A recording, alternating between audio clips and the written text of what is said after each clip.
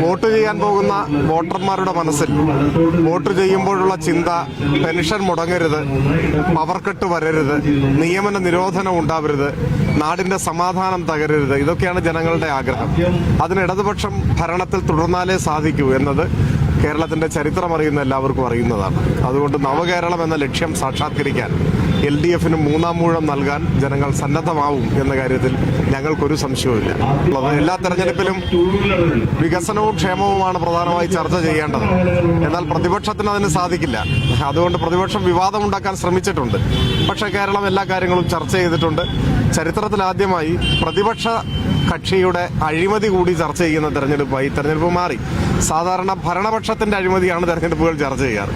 എന്നാൽ 10 വർഷം ഭരിച്ചിട്ടും ഏതെങ്കിലും തരത്തിൽ അഴിമതിയുടെ ഒരു കറ ഈ LDF സർക്കാരിന് മേൽ ആരോപിക്കാൻ ആർക്കും കഴിഞ്ഞിട്ടില്ല. എന്ന് മാത്രമല്ല, പ്രതിപക്ഷത്തിന്റെ തട്ടിപ്പ് ഇപ്പൊ ചർച്ച ചെയ്യുകയുമാണ്.